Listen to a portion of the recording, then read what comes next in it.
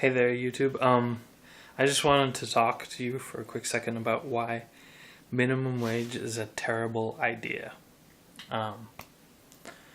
So, the proponents of minimum wage says it guarantees you'll be paid well and have a good standard of living.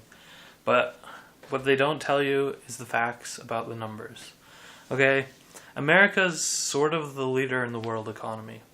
In a lot of ways still, like we have the most research going on here at universities.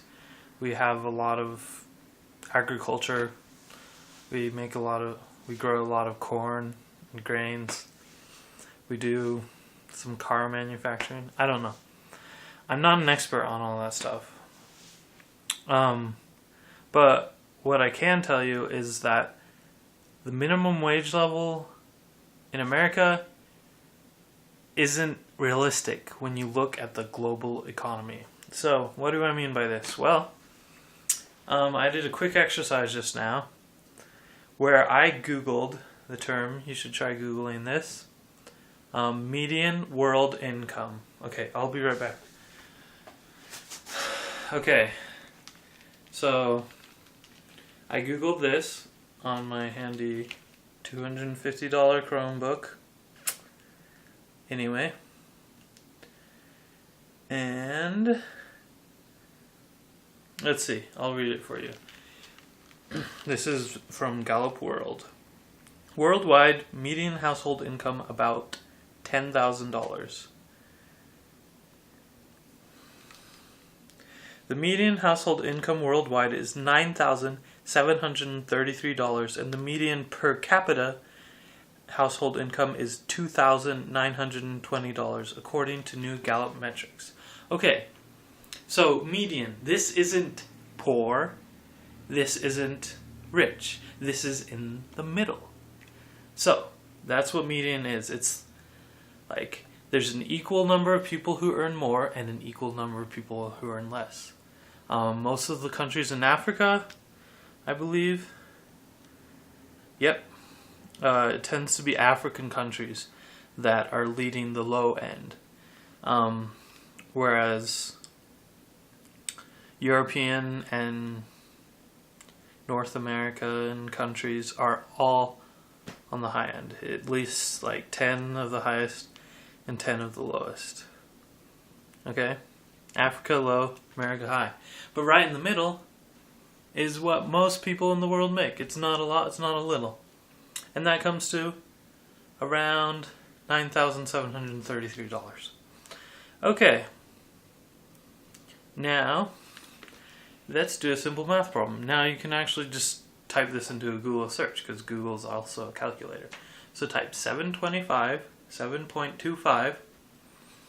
times 40, 7.25 per hour times 40 hours a week times 50 weeks a year. There's 52 weeks a year, but we take 2 off just for good measure. And supposedly this is what full-time workers should be making. And what does that come to? That comes to $14,500.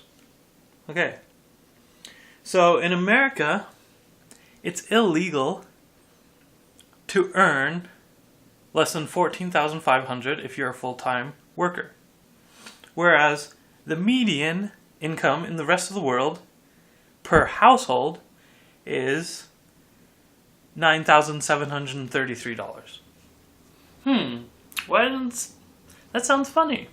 So basically, in America, you're required by law to be rich by the world standards.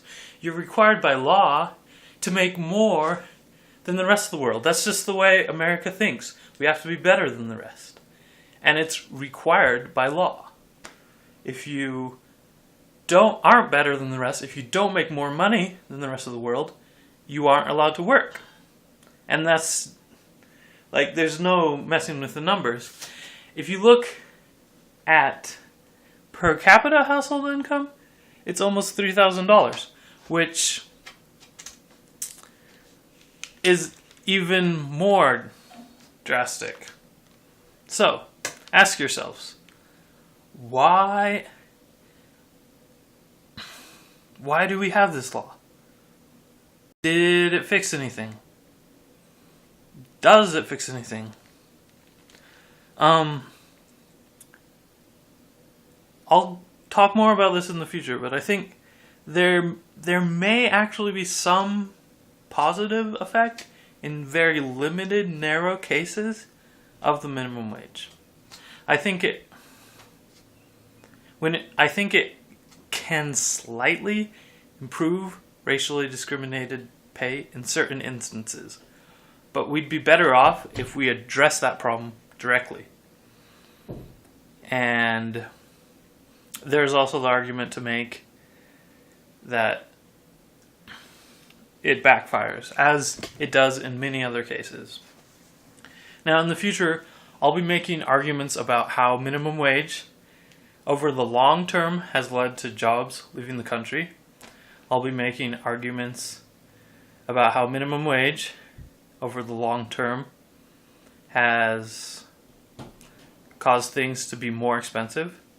It may even do stuff like hurt the affordable housing market, require people to use automobiles more, to drive more, to burn more fossil fuels, how it may force you to work for companies like Walmart or McDonald's. These are all arguments that I'm going to make in the future. But I wanted to start out with the most fundamental, simple, easy to see argument. In America, you're required to earn more than the worldwide median household income. 50% more almost. So, if you think that minimum wage is a good idea or fair, and you also say, oh, I support global economics, well, those two ideas are in direct contradiction. Okay? So, that's basically what I have to say for today. And in the future, I'll be making those other arguments. And what I really hope to do is find articles of other intelligent people and to discuss those, because I like to think of myself as smart and intelligent, but there's obviously people smarter than I am. But not everyone's in the same situation that I'm in, so it gives me a unique perspective. But there's plenty of intelligent people who support the minimum wage, and they do so for a lot of reasons. I think they're wrong on 90% of those reasons.